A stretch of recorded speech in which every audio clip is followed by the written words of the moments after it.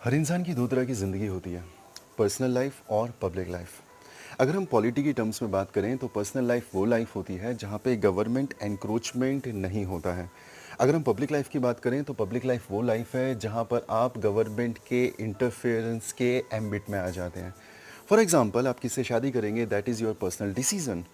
लेकिन शादी के वक्त अगर आप दहेज की डिमांड करते हैं या शादी के बाद आप डोमेस्टिक वायलेंस में इंगेज होते हैं, then it comes under the ambit of public life, right. तो गवर्नमेंट जो है आपके पब्लिक लाइफ को रेगुलेट करती है, पब्लिक लाइफ को रिस्ट्रिक्ट करती है, वेयर एज पर्सनल लाइफ में आपकी जो लिबर्टी होती है वो पूरे तरीके से एब्सोल्यूट होती है। सदियों से ये एक मैटर रहा है, मैटर ऑफ कंसर्न रहा है कि गवर्नमेंट की पावर कितनी, क्या गवर्नमेंट के पास एब्सोल्यूट पावर होनी चाहिए या गवर्नमेंट की लिमिटेशंस क्या। इसीलिए हर देश में गवर्नमेंट के अलग अलग तरह के प्रकार हैं, गवर्नमेंट की अलग अलग तरह की पावर हैं, गवर्नमेंट के पास अलग अलग तरह के टूल्स हैं, टेक्निक्स हैं अपनी पॉपुलेशन के ऊपर, अपनी जनता के ऊपर कंट्रोल करने के लिए, उनको रेगुलेट करने के लिए। फॉर एग्ज़ाम्पल, अगर हम बात करें गवर्नमेंट, तो गवर्नमेंट का होल्ड अगर आप देखें तो उन देशों में बहुत ज़्यादा है जहाँ पर गवर्नमेंट बहुत ज़्यादा और बहुत टाइटली तरीके से लोगों की, पॉपुलेशन की, उनके नागरिकों की, सिटीजन्स की public as well as personal life को रेगुलेट करता है। फॉर एग्जांपल, अगर आप डिक्टेटरशिप की बात करो तो in dictatorship form of government there is no difference between your public life and your personal life, right. Government can decide, government can determine कि आपकी पर्सनल लाइफ कैसे होने वाली है, आपकी पब्लिक लाइफ कैसे होने वाली है। लेकिन अगर हम डेमोक्रेसीज़ की बात करें तो डेमोक्रेसीज़ में क्लियर डिमार्केशन तो नहीं है, लेकिन but still personal life more और लेस आपकी काफ़ी ज़्यादा इंडिपेंडेंट रखी गई है। ओके। अब यहाँ पे हम एक शब्द का इस्तेमाल बार बार कर रहे हैं, दैट इज़ गवर्नमेंट। गवर्नमेंट है जो कि ये निर्धारित करती है कि आपकी पब्लिक लाइफ के एम्बिट में क्या आएगा और आपकी पर्सनल लाइफ के एम्बिट में क्या आएगा। लेकिन गवर्नमेंट क्या है, आप गवर्नमेंट से क्या समझते हैं। फॉर एग्ज़ाम्पल, अगर हम हिंदुस्तान के बारे में बात करें तो गवर्नमेंट मतलब क्या। अगर बहुत मोटा माटी हम ऊपर से देखने की कोशिश करें तो तीन स्टेजेस में, तीन लेयर्स में आप गवर्नमेंट देख पाते हैं इंडिया में।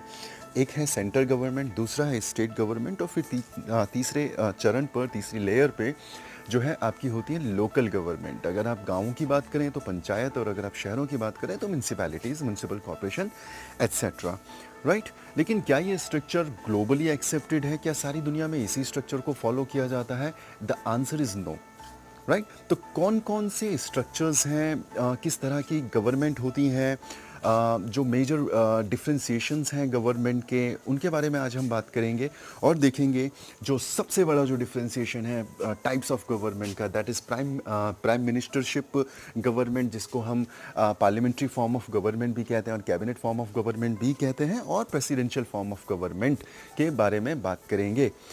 A very, very, very, very good evening to all of you. My name is Himanshu Rawat and I am GS faculty in Alliance IAS Academy और मैं आपका स्वागत करता हूं Alliance IAS Academy द्वारा संचालित ऑनलाइन क्लासेस में। आज हम बात करेंगे पॉलिटी में आपके सबसे इम्पॉर्टेंट टॉपिक और one of the most important topic, one of the most favourite topic of UPSC।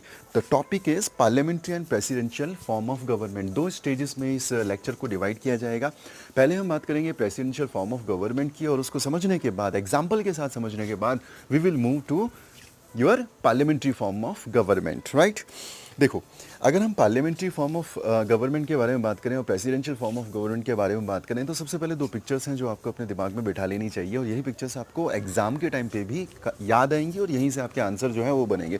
When ever you talk about parliamentary form of government, तो पार्लियामेंट्री फॉर्म ऑफ गवर्नमेंट का बेस्ट एग्जाम्पल है India, right. इसलिए मैंने parliamentary form of government को represent किया है by the great prime minister Narendra Modi, right. So parliamentary form of government जो है उसका बेस्ट एग्जांपल हिंदुस्तान है, whereas the presidential form of government is adopted by the great America, the United states of America, जिसको मैंने Donald Trump के picture के साथ represent किया है। तो ये दो पिक्चर्स हैं जो कि दिखाती हैं आपको कि किस तरीके से पार्लियामेंट्री फॉर्म ऑफ गवर्नमेंट हम फॉलो कर रहे हैं और अमेरिका जो है presidential form of government follow कर रहा है। अगर आप दोनों में एक सिमिलैरिटीज़ देखें तो सबसे बड़ी सिमिलैरिटी ये है कि दोनों की दोनों जो है वो डेमोक्रेसी हैं, दोनों की दोनों प्रजातंत्र हैं, लेकिन डिफरेंट टाइप ऑफ डेमोक्रेसी हैं, राइट। तो इन्हीं के बारे में आज हम बात करेंगे। ओके, तो सबसे पहले समझने की कोशिश करते हैं टाइप्स ऑफ गवर्नमेंट के, जो मैंने अपने लेक्चर के स्टार्टिंग में आपसे पूछा कि कितने तरह की सरकारें होती हैं, सरकार क्या होती है, सरकार के पास कितनी पावर होती हैं कि वो आपकी पब्लिक लाइफ में इंटरफेयर करे और वो आपकी पर्सनल लाइफ में इंटरफेयर करे, और ये कौन निर्धारित करेगा कि क्या आपका पर्सनल मैटर है और क्या आपका पब्लिक मैटर है। फॉर एग्जांपल जैसे मैंने आपको एग्जांपल दिया था, जैसे मैंने आपसे सवाल पूछा था कि आप किससे शादी करेंगे, ये आपका पर्सनल मैटर है या फिर ये पब्लिक मैटर है, तो obviously this is your personal matter. But in case if you are a boy and you want to marry a boy, right, तो ये आपका पर्सनल चॉइस होना चाहिए। बट क्या ये पर्सनल चॉइस है? द आंसर इज़ डिपेंड करता है आप किस देश में है। ओके, सो यहाँ पर फिर गवर्नमेंट का रोल जो है वो इम्पॉर्टेंट हो जाता है। क्या सेम सेक्स मैरिज अलाउड किया जाएगा आपकी पर्टिकुलर कंट्री में? That will be decided by the government, या फिर नहीं किया जाएगा, that will also decided by the government. तो किस तरह की गवर्नमेंट होती हैं, कितने तरह की गवर्नमेंट होती हैं, उनके बारे में बात करेंगे। तो सबसे पहले आप समझें, अगर कोई भी देश, राइट, अगर कोई भी देश जहाँ पर रूल किसी के द्वारा नहीं किया जा रहा है, राइट, अगर आप सारी गवर्नमेंट्स के बारे में बात करें ना, तो इसका जो पैरामीटर है ये देखने का कि किस तरह की सरकार है उस पर्टिकुलर देश में, उसका एक ही पैरामीटर है कि कौन उसको गवर्न कर रहा है, कौन उसको रूल कर रहा है। तो पहली जो कैटेगरी है कि अगर कोई भी ऐसा देश, अगर कोई भी ऐसा स्टेट जिसको कोई भी रूल नहीं कर रहा है, कोई भी रेगुलेट नहीं कर रहा है, तो उस तरह के देश को, उस तरह की कंट्री को we will call anarchy, right, anarchy. अगर कोई भी एक ऐसा देश है जहाँ पर किसी के द्वारा रूल नहीं किया जा रहा है, तो उस पर्टिकुलर कंट्री को हम एनार्की कहेंगे। इसको मैंने रिप्रेजेंट किया है एक बहुत ही फेमस कैरेक्टर से, दैट कैरेक्टर इज जोकर।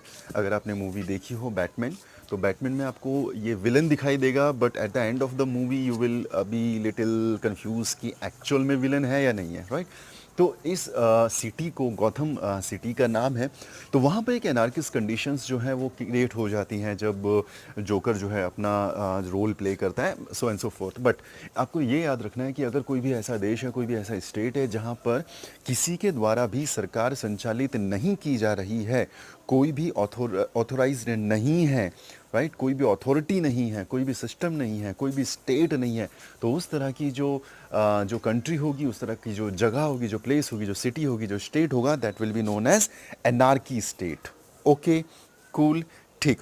उसके बाद अगर हम बात करें कि अगर कोई भी ऐसा देश, कोई भी ऐसा स्टेट जहाँ पर एक रूलर है, राइट, पहले हमने देखा जहाँ पे कोई भी रूलर नहीं है, उसके बाद हम देख रहे हैं जहाँ पर एक रूलर है, यानी किसी एक व्यक्ति के द्वारा अगर सरकार संचालित की जा रही है, तो उस पर्टिकुलर स्टेट को, उस पर्टिकुलर कंट्री को वी विल कॉल ऑटोक्रेसी। उसको हम ऑटोक्रेसी कहेंगे, राइट। ऑटोक्रेसी के भी दो डिवीज़न हैं, पहला है मोनार्क और दूसरा है डिक्टेटरशिप, राइट। मोनार्क मतलब राजशाही और डिक्टेटरशिप मतलब तानाशाही। दोनों में डिफरेंस क्या है? देखो, दोनों में एक कॉमन चीज़ तो समझो क्या, दोनों में एक रूलर है, सिंगल रूलर है। ओके, सिंगल रूलर है, एक तो ये कॉमन है। अब इनमें अंतर क्या हुआ? देखो, राजशाही में क्या होता है कि वंशवाद चलता है, यानी कि आपका हेरिडिटरी पोजीशंस होती हैं, राजा के बाद उसका बेटा राजा बनेगा, उसके बाद उसका बेटा राजा बनेगा, राइट। तो यहाँ पे सिंगल रूलर तो है, लेकिन यहाँ पर वंश के हिसाब से जो है वो राज्य चल रहा है, वो राज्य चल रहा है, ठीक। तो दोनों कंडीशन फुलफिल हो रही है, यानी एक राजा है, राइट। और मोनार्क में क्या होगा? राजशाही से चल रहा है, राज परिवार से वो सत्ता चल रही है, वो गवर्नमेंट चल रही है, वो सिस्टम चल रहा है। लेकिन अगर हम डिक्टेटर की बात करें तो यहाँ पर आपको राजशाही नहीं दिखाई देती है, यानी ज़रूरी नहीं है कि हिटलर के बाद उसका बेटा जो है वो राजा बनेगा या हिटलर के फादर राजा थे, ऐसे नहीं था। एक सडनली एक व्यक्ति निकल के आता है, एक सडनली एक पावर निकल के आती है और वो डिक्टेटर बनता है। तो सिंगल तो है, यानी एक आदमी तो उसको रूल कर रहा है, लेकिन क्या वो राज परिवार से है? The answer is no, right. तो समझो इसको, अगर कोई भी व्यक्ति, यानी कोई भी स्टेट, कोई भी कंट्री अगर किसी के द्वारा रूल नहीं की जा रही है, तो उसको एनार्की कहा जाएगा, राइट, राइट। और अगर कोई भी कंट्री जहाँ पर एक रूलर है, तो उसको we will call autocracy. Autocracy दो तरह का, पहला है आपका मोनार्क और दूसरा है आपका डिक्टेटर। दोनों में कॉमन चीज़ क्या कि सिंगल रूलर होगा। डिफरेंस क्या है? जो आपका मोनार्क है वो हेरिडिटरी है, लेकिन डिक्टेटर जो है वो हेरिडिटरी नहीं है। For example Hitler, for example Saddam Hussain, so and so fourth. Okay, so this is one category of government. उसके बाद दूसरी, अगर आपका देश जो है उसको कुछ लोग चला रहे हैं, यानी a group of people, a bunch of people if ruling your country, then your country will be known as oligarchy. Okay, तो उसको हम ओलिगार्की कहेंगे। अगर ग्रुप ऑफ पीपल उसको चला रहे हैं तो that particular country will be known as oligarchy. अगर हम थ्योरेटिकली बात करें तो आपको कहीं पे भी ओलिगार्क सिस्टम देखने को नहीं मिलता है। आप दुनिया का कोई भी देश उठा के देखो तो आपको ये सिस्टम नहीं देखने को मिलेगा जहाँ पर कुछ चुनिंदा लोग जो हैं वो सरकार चला रहे होंगे, ऐसा नहीं देखने को मिलता है। लेकिन अगर आप प्रैक्टिकली देखने की कोशिश करें तो आपको ये रियलाइज़ होगा कि ओलिगार्क सिस्टम जो है वो ऑलमोस्ट हर देश में प्रैक्टिस होता है, हर डेमोक्रेसी में प्रैक्टिस होता है। अगर आप हिंदुस्तान की ही बात कर लें तो हिंदुस्तान में भी ज़्यादातर जो सरकारें हैं या ज़्यादातर जो मेंबर ऑफ पार्लियामेंट हैं या एमएलएज हैं या जो सीएम्स हैं, मोस्टली 20 से 25 फैमिलीज़ हैं जिनके बीच में सत्ता इधर से उधर चल जाती रहती है। चाहे वो गांधी परिवार हो, चाहे वो सिंधिया परिवार हो, राइट, बहुत चाहे वो यादव परिवार हो, मुलायम सिंह यादव, लालू प्रसाद यादव, राइट, बहुत सारे ऐसे फैमिलीज़ हैं जहाँ पर कि यानी ओलिगार्क क्या बोल रहा है कि few people, the government is in the hands of few people.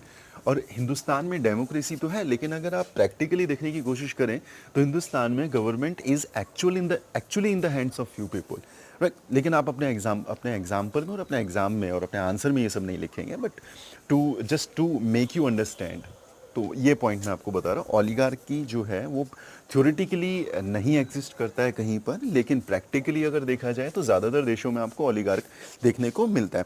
समझ पा रहे हो क्या हुआ ये? ओलिगार्क में क्या हुआ, अगर कुछ लोग, कुछ चुनिंदा लोग जो हैं वो अगर सरकार को चला रहे हैं। ओके, उसके बाद ये तो हो गई कुछ। सबसे पहले हमने देखा क्या, सबसे पहले हमने देखा नन, यानी कोई भी नहीं चला रहा है सरकार, तो एनार्की है। अगर एक व्यक्ति चला रहा है तो ऑटोक्रेसी है। ऑटोक्रेसी दो तरह का, मोनार्क और डिक्टेटर। उसके बाद अगर कुछ लोग चला रहे हैं तो उस सिस्टम को हम ओलिगार्की कहेंगे। और अगर सारे लोग चला रहे हैं, ओके, अगर सारे लोग चला रहे हैं तो उस पर्टिकुलर सिस्टम को वी विल कॉल डेमोक्रेसी। और हम लोग एक प्रजातंत्र हैं, हम लोग एक डेमोक्रेसी है, क्योंकि यहाँ पर हम सब लोग सरकार का पार्ट है, यहाँ पे हम सब लोग सरकार चला रहे हैं, ठीक। तो अगर सारे लोग जो हैं सरकार चलाएंगे तो उस पर्टिकुलर सिस्टम को हम डेमोक्रेसी कहेंगे। अब डेमोक्रेसी, आपकी दो तरह की डेमोक्रेसी होती है। एक होता है आपका डायरेक्ट डेमोक्रेसी, दूसरा होता है इनडायरेक्ट डेमोक्रेसी। और इनडायरेक्ट डेमोक्रेसी को हम रिप्रेजेंटेटिव फॉर्म ऑफ गवर्नमेंट भी कहते हैं। समझ पा रहे हैं आप?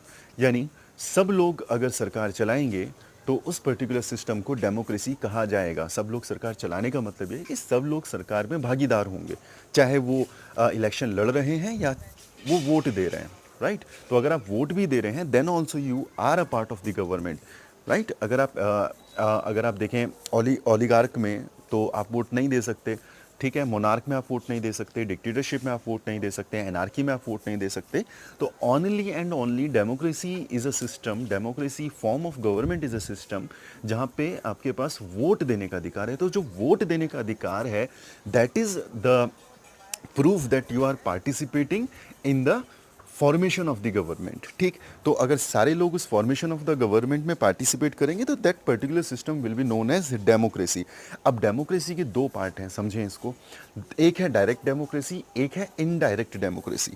अगर हम डायरेक्ट डेमोक्रेसी के बारे में बात करें तो डायरेक्ट डेमोक्रेसी का मतलब ये कि जहाँ पे ये ऑल लिखा है ना, तो ये जो ऑल है यहाँ पे actual letter and spirit form में ये ऑल जो है पार्टिसिपेट करेंगे। फिर से समझें, ऑल का मतलब ये हो गया कि सारे के सारे लोग जो हैं वो सरकार में भागीदार हैं। अब सरकार का काम क्या है? सरकार का काम है कानून बनाना, ओके। तो सारे लोग जो हैं वो कानून बनाने की प्रक्रिया में शामिल होंगे। फॉर एग्जांपल अगर हम डायरेक्ट डेमोक्रेसी का एग्जांपल देखें तो ये प्लेस आप देख रहे होंगे, बहुत अच्छी सी लोकेशन डाली गई है इसमें, दैट इज़ स्विट्ज़रलैंड। स्विट्ज़रलैंड के कुछ ऐसे एरियाज़ हैं जहाँ पे डायरेक्ट डेमोक्रेसी जो है वो प्रैक्टिस होती है। अब डायरेक्ट डेमोक्रेसी में होता क्या है, for example if you want to make a law, तो अगर हम हिंदुस्तान के बारे में बात करें तो लॉ पार्लियामेंट से बनता है, ओके। हम सड़क में लॉ नहीं बना सकते हैं। लेकिन अगर आप स्विट्ज़रलैंड के बारे में बात करें तो स्विट्ज़रलैंड में ये काम किया जा सकता है, यानी जनता कानून बना सकती है। तो जनता डायरेक्टली जो है वो लॉ बना रही है, ओके। डायरेक्ट डेमोक्रेसी के कुछ टूल्स होते हैं, मोस्टली लोगों को पता है जो मेरी पॉलिटी क्लासेस ले चुके हैं अलायंस आईएएस में, they know what are the tools of direct democracy. So you have to write in the comment box कि कौन कौन से टूल्स होते हैं जो डायरेक्ट डेमोक्रेसी में यूज़ होते हैं, राइट। मैं आपको एग्जांपल दे रहा हूँ, रेफरेंडम, फॉर एग्जांपल रेफरेंडम। तो बाकी के जो 3 टूल्स और हैं वो आपको नीचे कमेंट बॉक्स में लिखना है। तो ये है डायरेक्ट डेमोक्रेसी, जहाँ पे जनता, जहाँ पे लोग जो है डायरेक्टली इन्वॉल्व होंगे आपके फॉर्मेशन ऑफ द गवर्नमेंट में और एग्जीक्यूशन ऑफ द गवर्नमेंट में भी।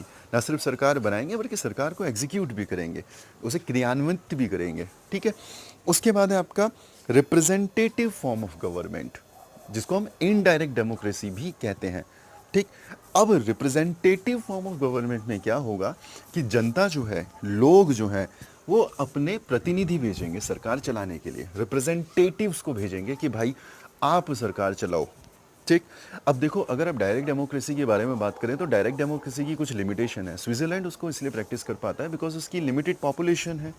अगर आप हिंदुस्तान के बारे में बात करेंगे तो हिंदुस्तान में डायरेक्ट डेमोक्रेसी इंप्लीमेंट करना is next to impossible, possible ही नहीं है। इतनी बड़ी जनसंख्या, 135 करोड़ लोग अगर कानून बनाने लग गए with so much of diversification, तो ये एक बड़ा सरदर्द हो जाएगा, ठीक। एक तो ये चैलेंज होगा। दूसरा, डायरेक्ट डेमोक्रेसी के लिए यू नीड लिटरेट पॉपुलेशन, आपको पढ़ी लिखी जनता चाहिए होती है, आपको समझदार जनता चाहिए होती है। अगर आप हिंदुस्तान के बारे में बात करें तो लिटरेसी रेट जो है वो उतना अच्छा नहीं है, लोगों के अंदर उतनी समझ नहीं है कि वो डायरेक्टली जो है वो निटिग्रिटीज़ ऑफ लॉज को समझें और उसको इम्प्लीमेंट करने के बारे में बात करें। कॉन्फ्लिक्ट्स बहुत ज़्यादा होंगे। फॉर एग्जांपल एनआरसी और सीए को आप ले लो, कितना बड़ा कॉन्फ्लिक्ट चल रहा है, ठीक है। तो समझ पा रहे हैं, तो हमें जो है जाना पड़ेगा रिप्रेजेंटेटिव फॉर्म ऑफ गवर्नमेंट के साथ। ओके, डेमोक्रेसी है हमारे यहाँ पर, लेकिन कौन सी वाली डेमोक्रेसी है? Representative form of government. अब ये जो रिप्रेजेंटेटिव फॉर्म ऑफ गवर्नमेंट है, इसके भी 2 पार्ट हैं। कौन कौन से? एक है प्रेसिडेंशियल और दूसरा है पार्लियामेंट्री, राइट। यानी हमारे यहाँ पर क्या है? डेमोक्रेसी है।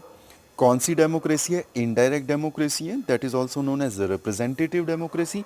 और रिप्रेजेंटेटिव डेमोक्रेसी के 2 पार्ट होते हैं। Number 1 presidential form of government और number 2 parliamentary form of government. जो हमने अपने लेक्चर की स्टार्टिंग में देखा था कि presidential form of government was represented by Donald Trump और parliamentary form of government was represented by Narendra Modi. Okay, cool. तो इतना समझ में आया। अपने यहाँ पे रिप्रेजेंटेटिव फॉर्म ऑफ गवर्नमेंट है और रिप्रेजेंटेटिव फॉर्म ऑफ गवर्नमेंट में भी कौन सी?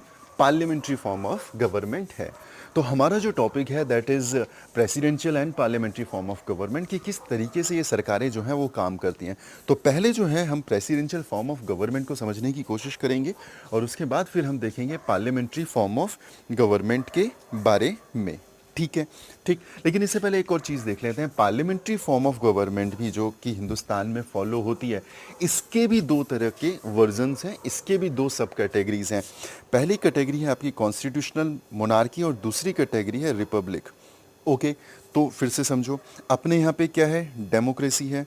डेमोक्रेसी कितने तरह की होती है? डायरेक्ट डेमोक्रेसी होती है, रिप्रेजेंटेटिव डेमोक्रेसी होती है, also known as indirect democracy. Representative democracy 2 तरह की होती है, प्रेसिडेंशियल और पार्लियामेंट्री फॉर्म ऑफ गवर्नमेंट। अब जो पार्लियामेंट्री फॉर्म ऑफ गवर्नमेंट है ये भी आपकी 2 तरह का होता है। पहला है कॉन्स्टिट्यूशनल मोनार्की और दूसरा है आपका रिपब्लिक। ओके, अब इसको समझो। फोटो से वैसे आप समझ चुके होंगे। अगर आप कॉन्स्टिट्यूशनल मोनार्की की बात करें तो कॉन्स्टिट्यूशनल मोनार्की का बेस्ट एग्जांपल है इंग्लैंड। क्या इंग्लैंड में पार्लियामेंट होती है? बिल्कुल होती है। क्या मोनार्क होता है? बिल्कुल होता है। क्या कॉन्स्टिट्यूशन होता है? बिल्कुल होता है। तो यहाँ पे डिफरेंस क्या है? देखो, कॉन्स्टिट्यूशनल मोनार्की में ये है मतलब कि जो मोनार्क है यानी जो राजशाही है वो सिर्फ और सिर्फ नॉमिनल है, वो सिर्फ डेकोरेटिव है, ठीक। यानी उसका कोई एग्जीक्यूटिव फंक्शन नहीं है। They will not participate in the law formation, they will not participate in the policy formulation.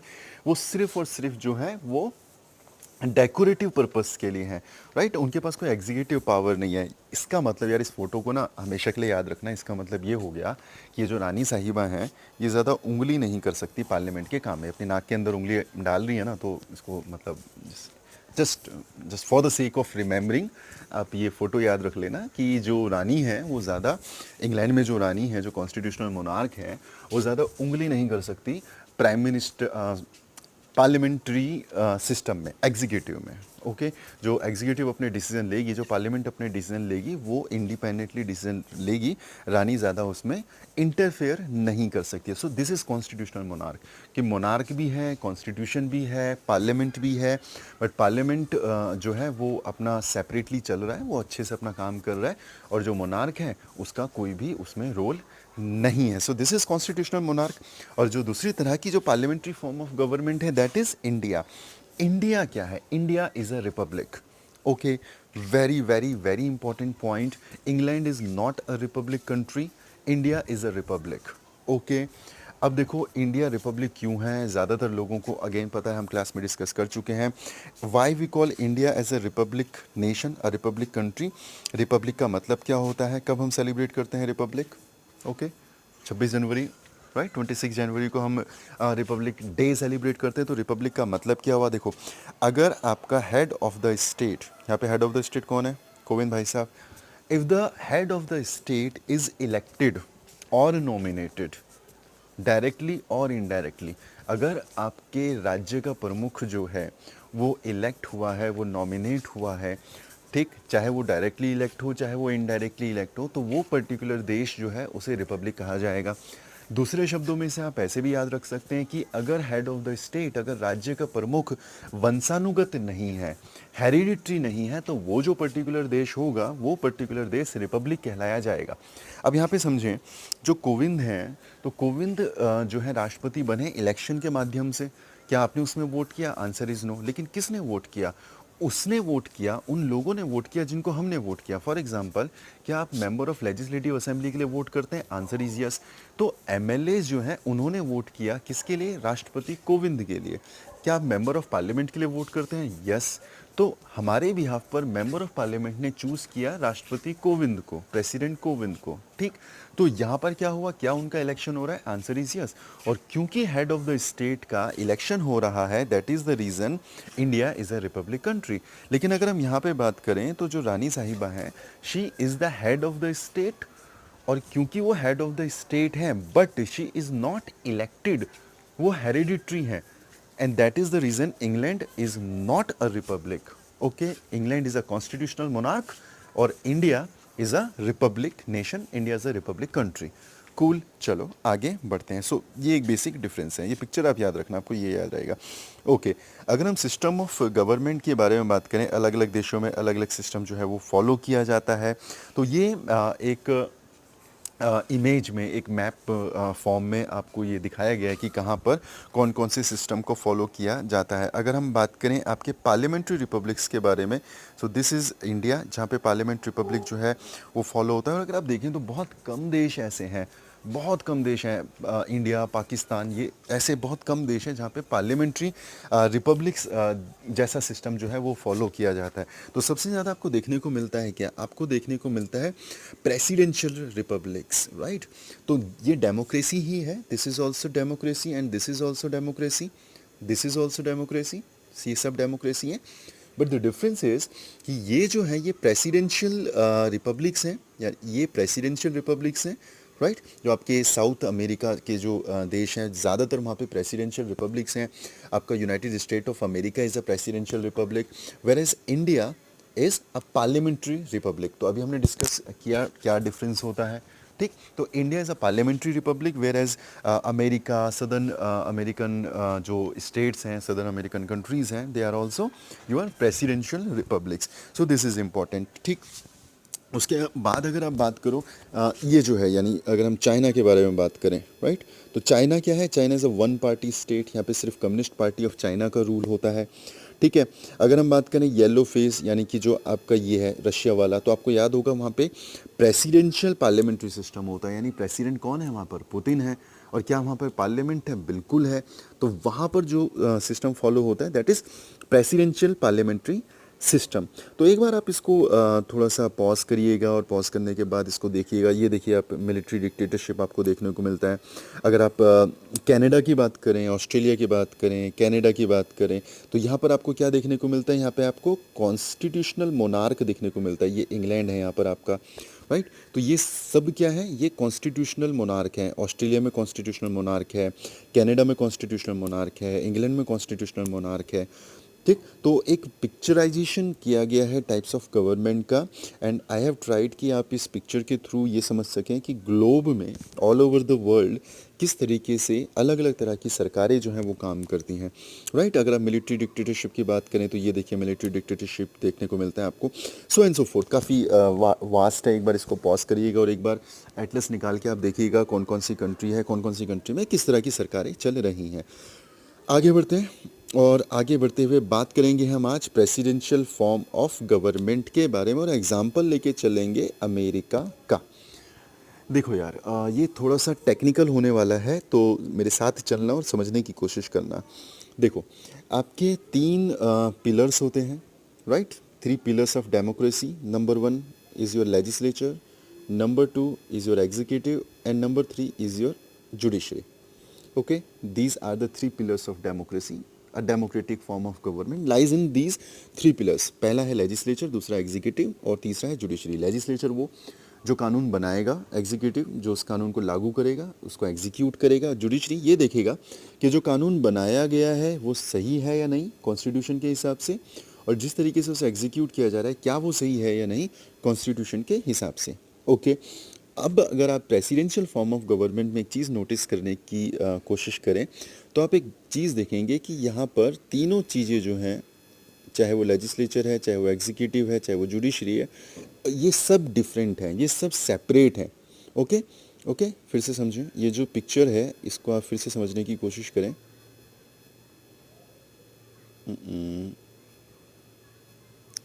Okay, ठीक, तो ये जो पिक्चर है ये क्या डिपिक्ट कर रहा है, यहाँ पर ये डिपिक्ट हो रहा है कि चाहे वो आपका लेजिस्लेचर हो, चाहे वो आपका एग्जीक्यूटिव हो, चाहे वो आपका जुडिशरी हो, प्रेसिडेंशियल फॉर्म ऑफ गवर्नमेंट में ये तीनों के तीनों जो पिलर्स हैं, ये तीनों जो बॉडीज़ हैं, ये सेपरेट रहेंगी, ये अलग रहेंगी। ओके, एक तो आपको ये देखना है, इसका मतलब ये क्या फॉलो कर रहे हैं, they are following the doctrine of separation of power. Separation of power का मतलब ये है कि तीनों स्तंभ जो हैं वो सेपरेट रहेंगे। सो this is one of the most important feature of a democracy, that the pillars of democracy should not be indulge with each other, because then there will be possibility of biasness। अगर ये एक ही का part हो जाते हैं, अगर ये सब मिलकर पार्ट हो जाते हैं तो कहीं ना कहीं आपको बायसनेस देखने को मिलेगी, और अगर ये एक ही हो जाता है तो कहीं ना कहीं आपकी जो डेमोक्रेसी है वो वीक होगी, और कहीं ना कहीं जो आपके नागरिक हैं उनके अधिकारों का वॉलेशन होगा। That is the reason separation of power का जो डॉक्ट्रिन है, जो कॉन्सेप्ट है वो आता है।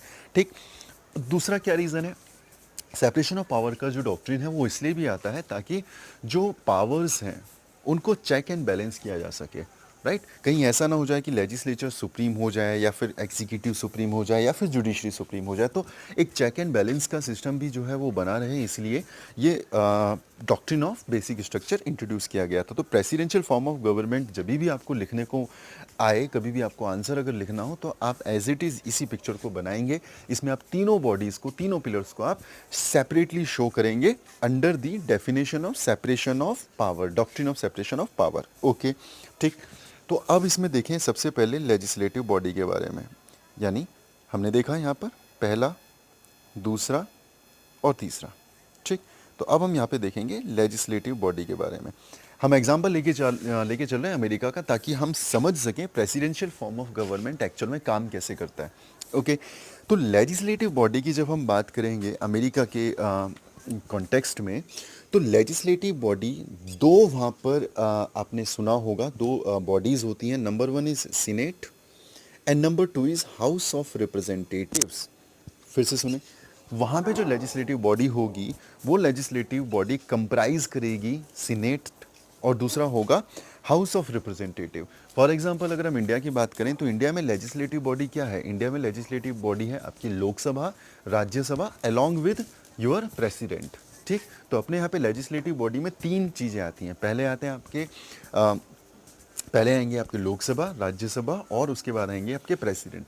यहाँ पे अगर हम बात करें तो यहाँ पर आपकी दो चीज़ें हैं, सीनेट और उसके बाद है आपका हाउस ऑफ रिप्रेजेंटेटिव। हाँ, प्रेसिडेंट भी है इसमें, बट वो purely executive form of executive functions ज़्यादा ओबे करते हैं। यहाँ पे अभी हम सिर्फ लेजिस्लेटिव फंक्शंस पे फोकस करते हैं। तो एक है सीनेट और दूसरा है आपका हाउस ऑफ रिप्रेजेंटेटिव। बहुत ध्यान से सुनना, senate plus house of representative इन दोनों को मिला के जिस टर्म का यूज़ किया जाता है दैट इज़ कांग्रेस। तो जब भी आप न्यूज़ सुनते हैं और आप सुनते हैं कि यूएस कांग्रेस, ठीक, तो यूएस कांग्रेस का मतलब क्या हुआ? यूएस कांग्रेस का मतलब हो गया senate plus house of representative.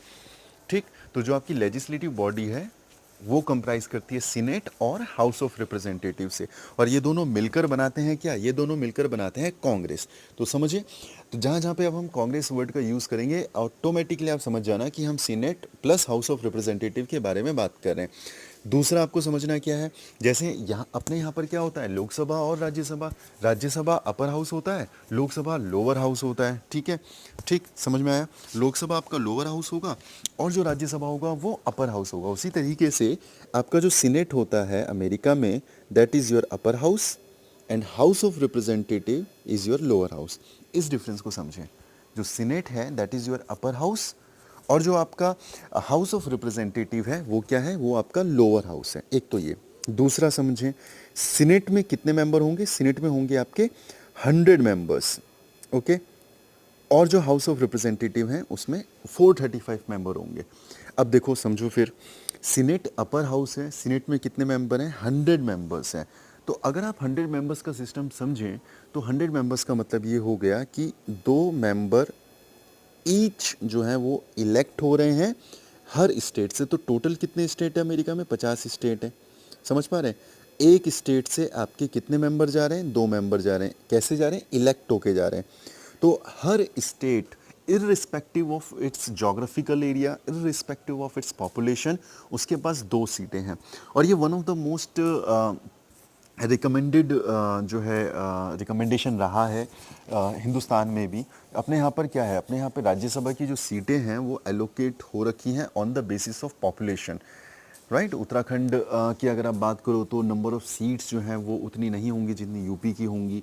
अगर आप यूपी की बात करो तो यूपी की नंबर ऑफ़ सीट्स उतनी नहीं होंगी जितनी महाराष्ट्र की होंगी, सो एंड सो फोर्थ। ठीक है, तो यहाँ पर अगर आप देखो तो पॉपुलेशन एक मेजर क्राइटेरिया है अगर हम हिंदुस्तान की बात करें। लेकिन अमेरिका में क्या है, अमेरिका में जो सीटों का एलोकेशन किया गया है वो इक्वल किया गया है। सीनेट की अगर हम बात करें, अपर हाउस की बात करें, तो हर जो राज्य है उसके पास 2 सीटें हैं। दूसरा, कैसे जाते हैं ये मेंबर? इलेक्ट होके जाते हैं।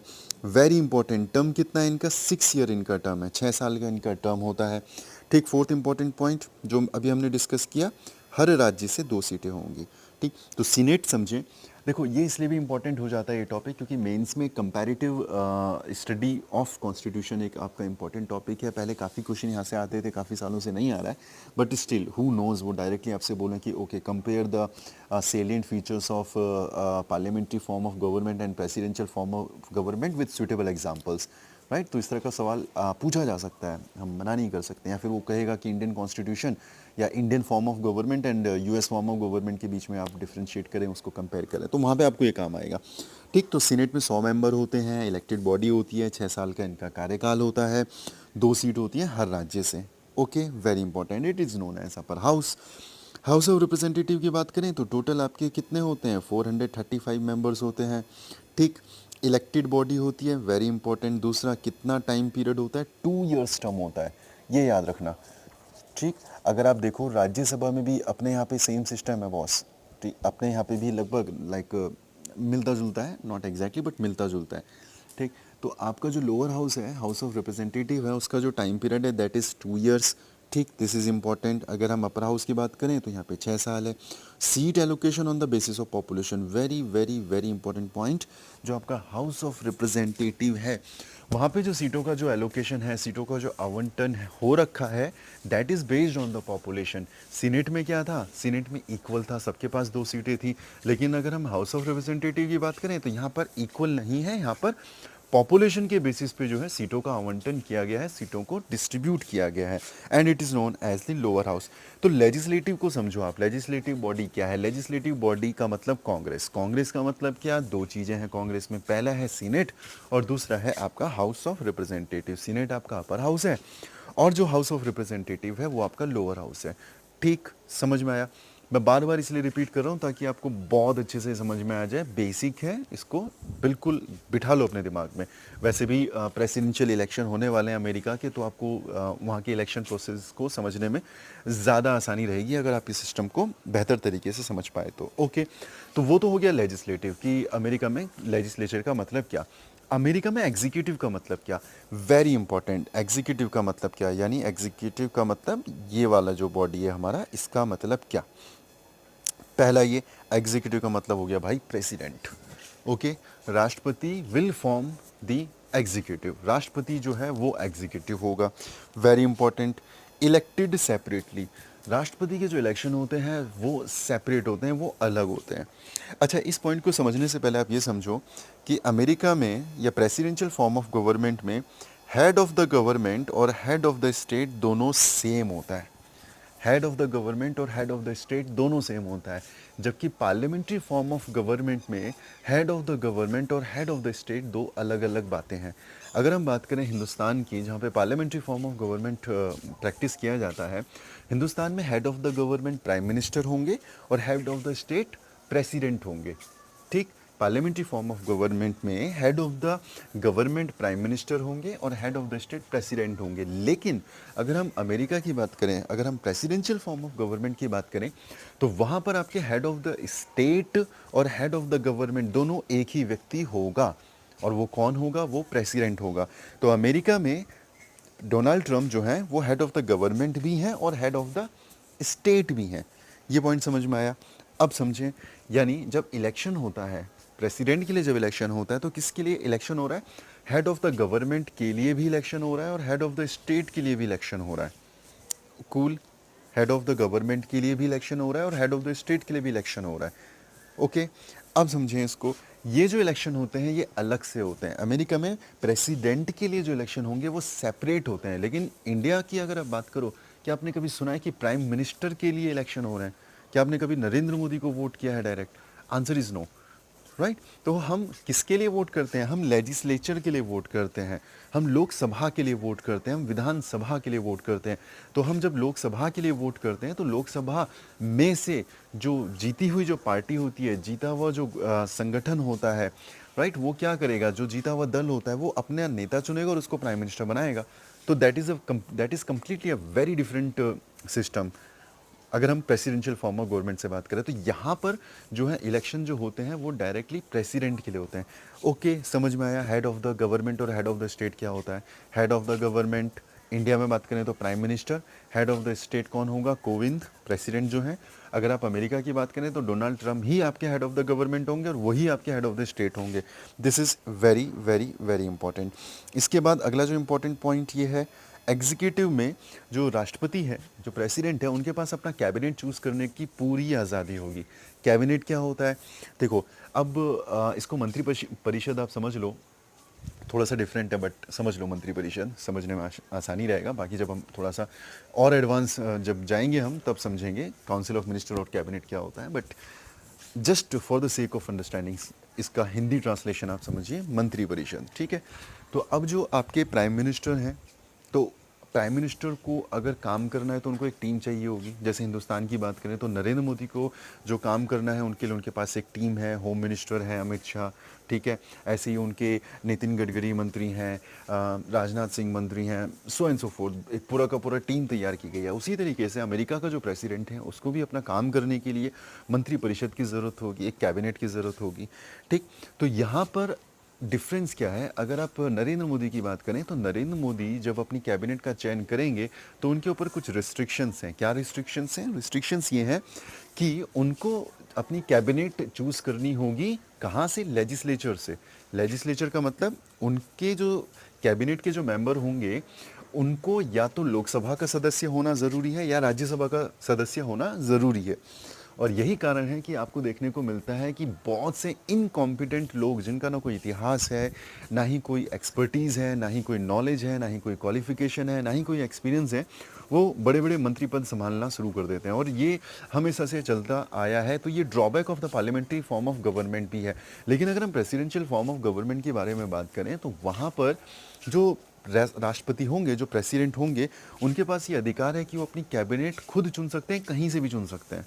ठीक, यानी वहाँ पर ज़रूरी नहीं है कि जो कैबिनेट मेंबर है वो सीनेट का मेंबर हो या हाउस ऑफ रिप्रेजेंटेटिव का मेंबर हो, this is not a mandatory condition.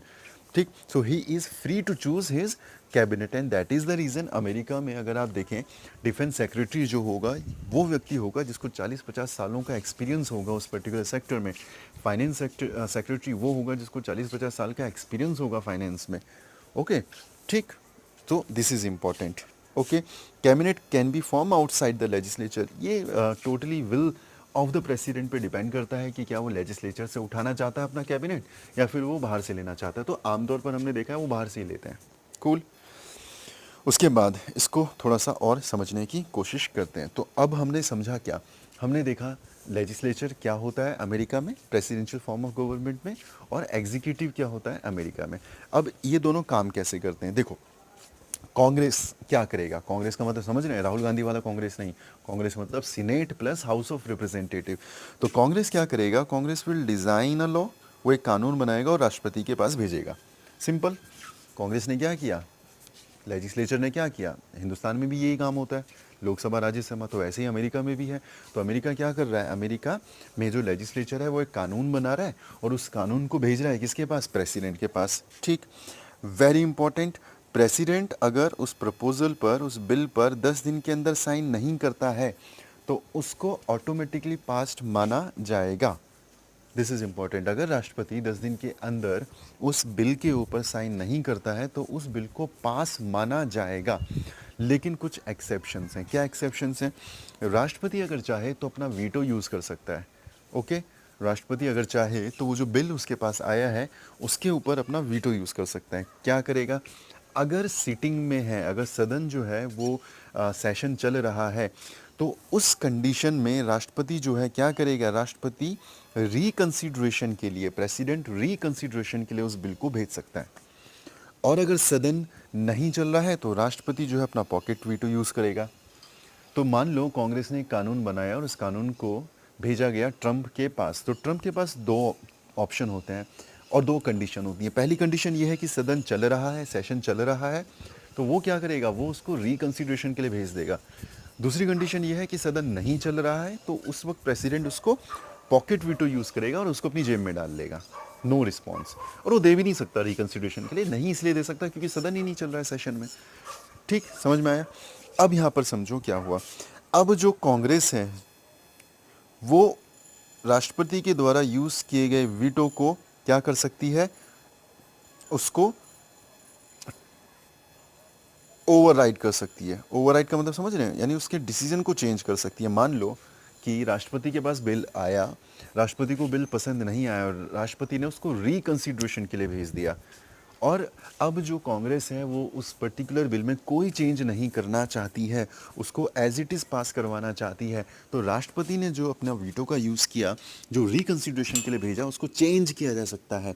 कैसे चेंज किया जाएगा, कांग्रेस अगर सेम बिल को 2/3 मेजोरिटी से पास करवा देती है, कांग्रेस अगर सेम बिल को 2/3 मेजोरिटी से पास करवा देती है तो राष्ट्रपति बाध्य होंगे उसको कानून बनाने के लिए, राष्ट्रपति का जो वीटो पावर है वो ओवरराइड हो जाएगा। समझ रहे हैं, फिर से समझें, कांग्रेस ने क्या किया, कांग्रेस ने कानून बनाया, एक बिल बनाया, राष्ट्रपति को भेजा, राष्ट्रपति के पास ऑप्शन है कि वो उसको रिकंसिडरेशन के लिए भेजेगा और अगर सेशन नहीं है तो पॉकेट वीटो यूज़ करेगा।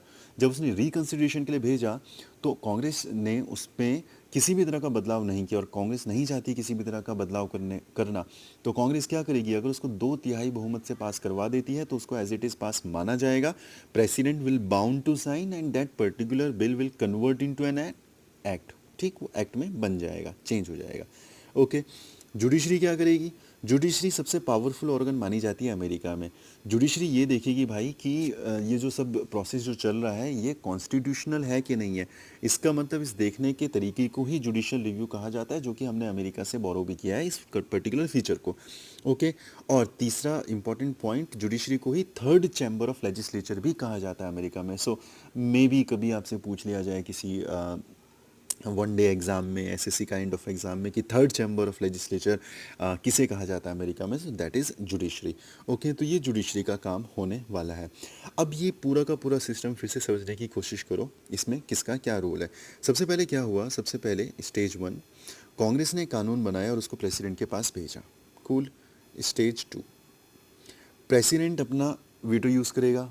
अगर सेशन चल रहा है तो उसने रिकंसिडरेशन के लिए भेजा, अगर सेशन नहीं है तो उसने पॉकेट यूज़ किया, पॉकेट वीटो यूज़ किया।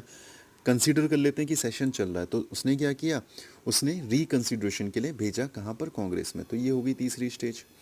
अब कांग्रेस ने क्या किया, 2/3 बहुमत से उसको पास कर लिया। जैसे ही उसको पास कर लिया वो बन गया एक्ट। तो ये तो हो गया काम, ठीक है। ये काम किसका है? ये एक्सचेंज हो रहा है, चेक एंड बैलेंसेस हो रहा है between executive and your legislature. ये लेजिस्लेचर वाला पार्ट है, लेजिस्लेचर कानून बना रहा है। सबसे पहले लेजिस्लेचर ने कानून बनाया, एग्जीक्यूटिव के पास भेजा, एग्जीक्यूटिव ने अपनी पावर यूज़ करी, दोबारा से लेजिस्लेचर के पास भेजा, लेजिस्लेचर ने उसे 2/3 मेजोरिटी से पास कर दिया, और जब उसे पास कर दिया तो वो एक्ट बन गया। अब यहाँ पे जुडिशरी भी चेक एंड बैलेंसेस करता है। जुडिशरी ये देखता है कि भाई ये जो कानून बनाया गया है इसकी कॉन्स्टिट्यूशनैलिटी कितनी है। ओके, यहाँ पे चेक एंड बैलेंसेस का गेम चल रहा है। हर तीनों सेपरेशन ऑफ पावर के डॉक्ट्रिन को फॉलो तो कर रहे हैं, but at the same point of time ये इंटर रिलेटेड भी हैं।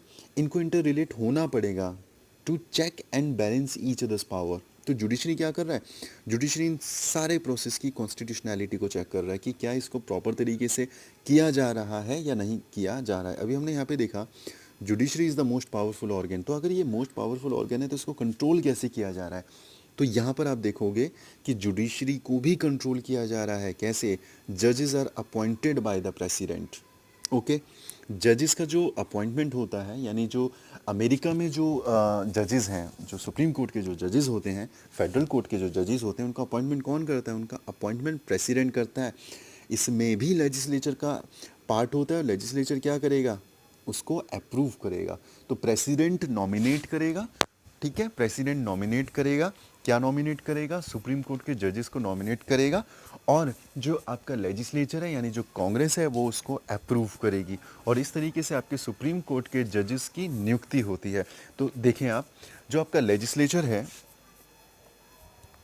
अगर आप देखो तो देखने में ये तीनों जो हैं ये सेपरेट लग रहे हैं, बट ये तीनों एक दूसरे के साथ कनेक्टेड भी हैं। किस तरीके से कनेक्टेड हैं? लेजिस्लेचर जो है वो बिल भेजता है किसके पास? एग्जीक्यूटिव के पास। एग्जीक्यूटिव क्या करेगा? उसको रिकंसिडरेशन के लिए भेज सकता है, पॉकेट वीटो यूज़ करेगा। दोबारा लेजिस्लेचर क्या कर सकता है? 2/3 बहुमत से उसको पास कर सकता है। तो ये चेक एंड बैलेंसेस का गेम चल रहा है, ठीक है। जुडिशरी क्या कर सकता है? जुडिशरी दोनों को चेक एंड बैलेंसेस कर सकता है। जुडिशरी को कैसे चेक एंड बैलेंस किया जाएगा? एग्जीक्यूटिव के द्वारा इसको नॉमिनेट किया जाएगा, जजेस ऑफ द सुप्रीम कोर्ट को। और लेजिस्लेचर कैसे करेगा? इसको अप्रूवल देके, जो भी नॉमिनेशन हुआ है। तो इस तरीके से तीनों एक दूसरे के चेक एंड बैलेंसेस का भी पार्ट है और सेपरेशन ऑफ पावर का भी पार्ट है। So this is how they check and balance each other. Cool, ठीक ठीक। तो अब आप यहाँ पे एक सवाल आपके दिमाग में उठता है कि अगर प्रेसिडेंट ही जो है वो सुप्रीम कोर्ट के जजेस को नॉमिनेट करता है, और अगर लेजिस्लेचर ही उसको अप्रूव करता है, तो आप कैसे एक्सपेक्ट कर सकते हैं कि जुडिशरी जो है वो अनबायस रहेगी? तो इसका 3 इसके इंपॉर्टेंट पॉइंट है। टर्म फॉर ऑफिस जो है सिक्योर है। टर्म ऑफ ऑफिस सिक्योर का मतलब ये हो गया कि अगर आपने एक बार किसी को चुन लिया, अगर आपने सुप्रीम कोर्ट के जज की नियुक्ति कर ली, तो वो जो पर्टिकुलर जज है वो लाइफ टाइम के लिए जज रहने वाला है। This is very important. कोई पर्टिकुलर टेन्योर नहीं है, 3 साल 4 साल 5 साल नहीं है, लाइफ टाइम जो है उसका अपॉइंटमेंट रहेगा।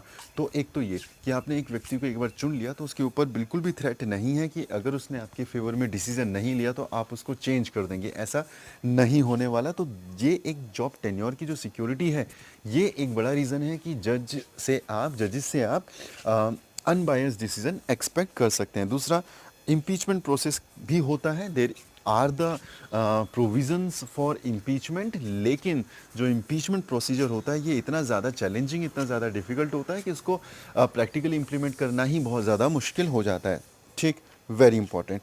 उसके अलावा और भी तरीके के चेक एंड बैलेंस हैं between the executive and the judiciary. किस तरह का? अगर आप देखो सीनेटर क्या था? Upper house.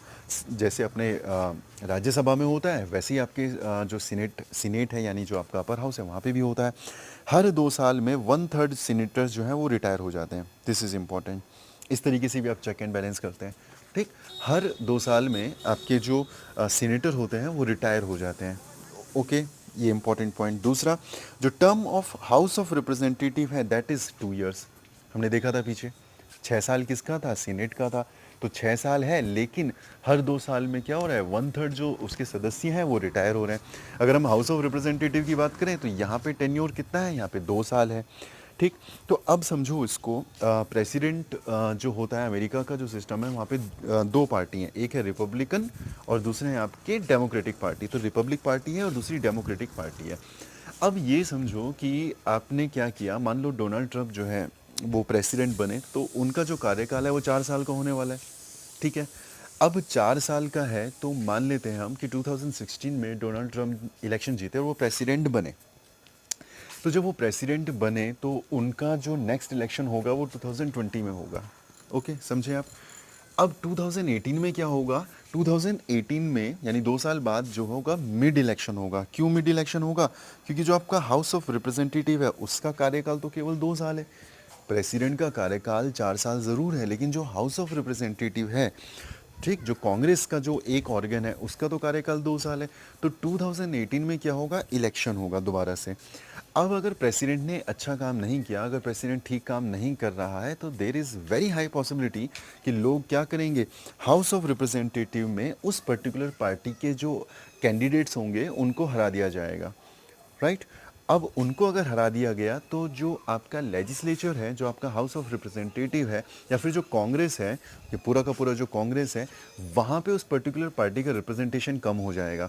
राइट, तो अगर लेजिस्लेचर में आपका रिप्रेजेंटेशन कम हो गया तो आप कितनी भी कोशिश कर लें, आप वो पॉलिसीज़ नहीं इम्प्लीमेंट करवा पाएंगे जो आप करवाना चाहते हैं। फॉर एग्जांपल, ट्रंप अगर चाहते हैं कि उनको जो है इमिग्रेशन लॉस को और ज़्यादा टफ करना है, वो तब तक नहीं कर पाएंगे जब तक कि उनको सपोर्ट नहीं मिलता लेजिस्लेचर का। अगर उनके द्वारा लिए गए फैसलों को लेजिस्लेचर 2/3 बहुमतों से चेंज कर देता है तो ट्रंप कुछ नहीं कर सकते। इसका मतलब उनको ज़रूरत है किस चीज़ की, उनको ज़रूरत है अपने मेंबर्स की, अपने रिप्रेजेंटेटिव्स की। कहाँ पर, लेजिस्लेचर में।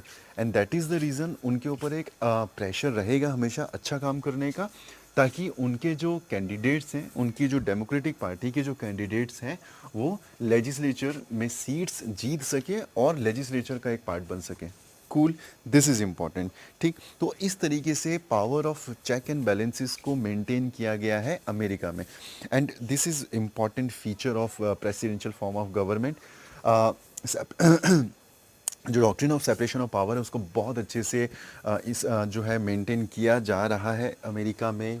लेकिन eight the same point of time आप वहाँ पर क्या कर रहे हैं, eight the same point of time वहाँ पर आप चेक एंड बैलेंसेस को भी बहुत अच्छे से लागू कर रहे हैं। तो this is all about presidential form of government with example. आपको ये एग्जांपल बहुत अच्छे से याद रखना है। जब आप प्रेसिडेंशियल फॉर्म ऑफ गवर्नमेंट के ऊपर आंसर लिखेंगे तो आप एग्जाम्पल के साथ लिखेंगे, और एग्जाम्पल जो होगा वो होगा आपका America, the best form of government, the best presidential form of government practice in America. ठीक, कल या फिर जब भी नेक्स्ट लेक्चर होता है 1 से 2 दिनों में, उस पर्टिकुलर लेक्चर में we will cover parliamentary form of government. ठीक है, so thank you so much for listening. थोड़ा सा बड़ा लेक्चर हो गया है ऐसी है, बट ज़रूरी था क्योंकि कॉन्सेप्चुअल था, इसलिए मुझे बार बार सेम पॉइंट रिपीट करने पड़ रहे थे। इसको अच्छे से समझ लीजिएगा, because this is going to be the foundation of your next lectures, जहाँ पे हम समझेंगे हिंदुस्तान के सिस्टम को, काउंसिल ऑफ मिनिस्टर्स को समझेंगे, कैबिनेट क्या होता है, prime minister, right, so and so fourth. So thank you so much for listening, and all the very best. God bless you. Thank you.